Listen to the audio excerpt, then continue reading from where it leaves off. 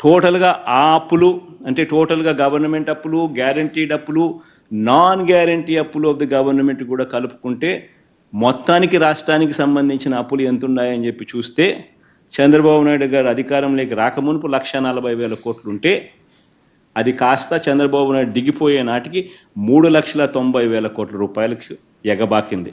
అంటే ఆయన హయాంలో వార్షిక అంటే కంపౌండెడ్ యాన్యువల్ గ్రోత్ రేటు, వార్షిక అప్పుల వృద్ధి రేటు 22.63%.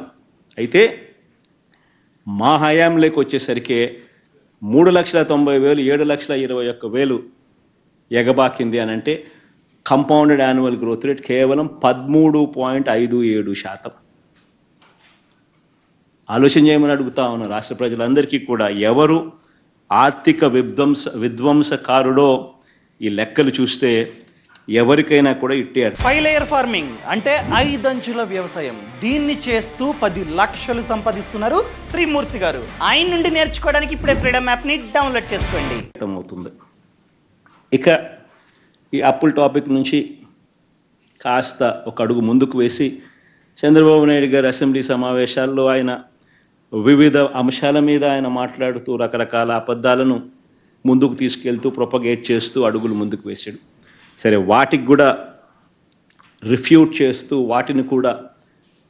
వాటికి కూడా సమాధానం చెప్తూ నేను ఇంకా పలు ప్రశ్నలకు సమాధానాలు చెప్తూ అడుగులు ముందుకు వేస్తా.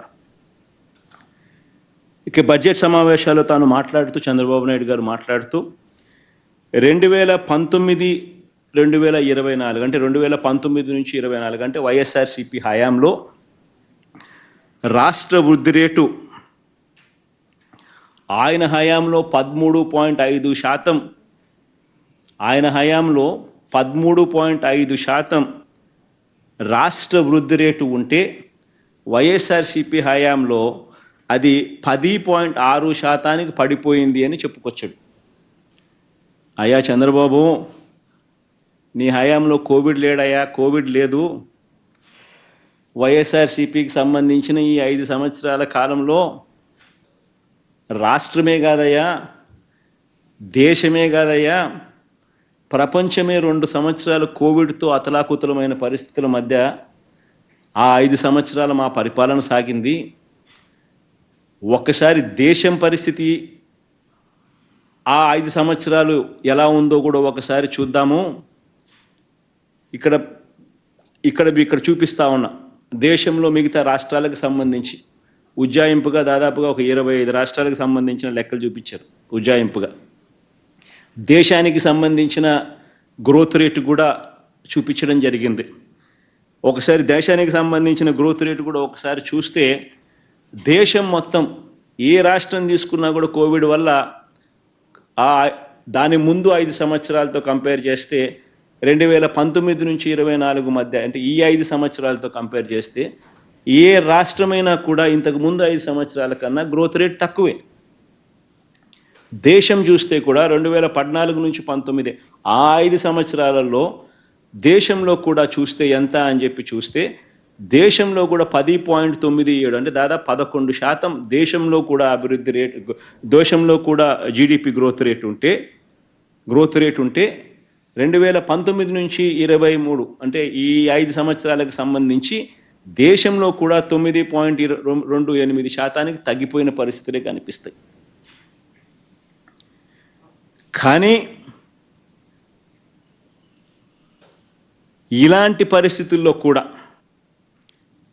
ఇలాంటి ప్రతికూల పరిస్థితుల్లో కూడా కోవిడ్ 2 సంవత్సరాలు ఉన్నప్పటికీ కూడా ఒకసారి గమనించినట్లయితే రాష్ట్ర పరిస్థితి ఒకసారి గమనించినట్లయితే కోవిడ్ ఉన్న 2 సంవత్సరాలలో ఇళ్లలో నుంచి బయటికి రాలేని పరిస్థితిలో ఉన్న ప్రజలు, ప్రపంచవ్యాప్తంగా ఏ దేశ ఆర్థిక వ్యవస్థ చూసినా కుదేలైపోయిన పరిస్థితుల మధ్య కూడా 2014 నుంచి 19 మధ్య వృద్ధి రేటు కన్నా 2019 నుంచి 24లో వృద్ధి రేటు మందగించినప్పటికీ కూడా ఇలాంటి పరిస్థితుల్లో కూడా మన రాష్ట్రంలో పారిశ్రామిక వృద్ధి రేటు అంటే ఇండస్ట్రీ గ్రోత్ రేట్, ఇండస్ట్రీ అంటే ఏంది? ఉద్యోగాలు ఇచ్చేది. Mining and quarrying, manufacturing, electricity, construction, ఇవన్నీ కలిపితే industry sector. Manufacturing growth rate, industry growth rate. ఒకసారి ఇండస్ట్రీ గ్రోత్ రేట్ అనేది ఎలా ఉంది అని చెప్పి ఒకసారి పారిశ్రామిక వృద్ధి రేట్ ఎలా ఉంది అని ఒకసారి చూస్తే 2014 నుంచి 19 అంటే చంద్రబాబు నాయుడు గారి హయాంలో 2014 నుంచి 19 సగటున 11.92% ఉంటే వైఎస్ఆర్సీపీ హయాంలో 2019 నుంచి 24లో 2 సంవత్సరాలు కోవిడ్ ఉన్నప్పటికీ కూడా చంద్రబాబు నాయుడు గారి కన్నా బెటర్గా 12.61% నమోదైంది. ఇది కూడా నేను చెప్పే లెక్కలు కాదు, ఆయనంతటా ఆయనే బడ్జెట్తో పాటు సోషో ఎకనామిక్ సర్వేను ఆయన ప్రవేశపెట్టిన డేటా ఆధారంగా పేజ్ నెంబర్ 333